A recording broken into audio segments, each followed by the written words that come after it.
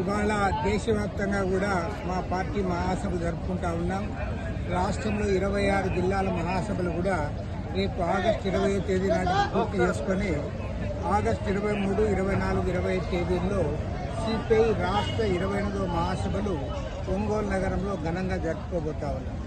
ఈ సందర్భంగా దేశంలో రాష్ట్రంలో నెలకొన్న రాజకీయ పరిణామాలను చర్చించడమే కాకుండా రాబోయే కాలంలో మరిన్ని పోరాటాలకు ఇవాళ పూనుకోవడానికి సమాయత్తం కావడానికి మహాసభలో చర్చించబోతా ఉన్నాం. కేంద్రంలో అధికారంలో ఉన్న ఎన్డీఏ ప్రభుత్వం, రాష్ట్రంలో అధికారంలో ఉన్న ఎన్డీఏ ప్రభుత్వం డబుల్ ఇంజన్ సర్కార్ అని చెప్పి ప్రచారం చేసుకుంటా ఉన్నారు తప్ప ఈ డబుల్ ఇంజన్ సర్కార్ సాధించింది ఏమిటో వారు చెప్పలేకపోతా ఉన్నారు.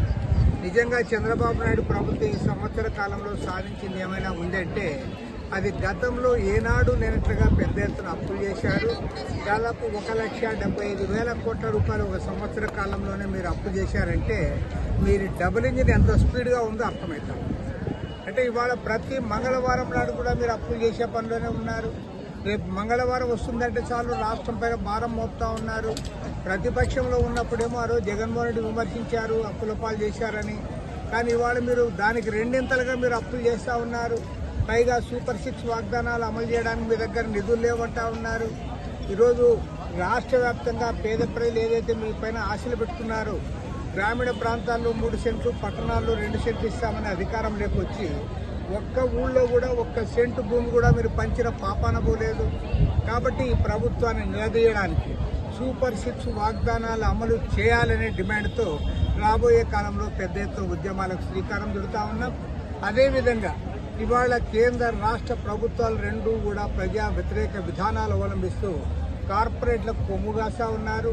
వేల కోట్ల రూపాయల విలువైన భూములన్నీ కూడా వారికి కట్టబెడతా ఉన్నారు. అంతేకాకుండా ప్రాజెక్టుల పేరుతో ఇవాళ దోచిపెట్టే పరిస్థితుల్లోకి వచ్చారు. ప్రాజెక్టులను కూడా ఈరోజు కాలువలను కూడా ఇవాళ ప్రైవేటు వారికి అప్పచెప్పడానికి చంద్రబాబు నాయుడు గారి ప్రభుత్వం ప్రయత్నం చేస్తూ ఉంది.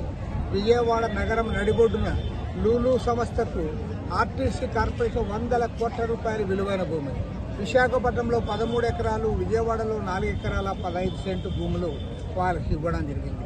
కాబట్టి ఏమంటే భూములన్నీ కూడా కార్పొరేట్లకు దోచిపెడతా ఉన్నారు, ప్రాజెక్టులు ప్రైవేట్కి అప్పచెప్తా ఉన్నారు.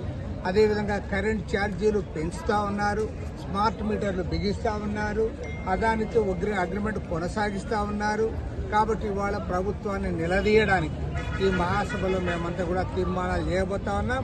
ఖచ్చితంగా రాబోయే రోజుల్లో కేంద్రంలో, రాష్ట్రంలో అధికారంలో ఎన్డీఏ ప్రభుత్వాలకు వ్యతిరేకంగా భారీ పోరాటాలకు సమాయత్తమవుతాం.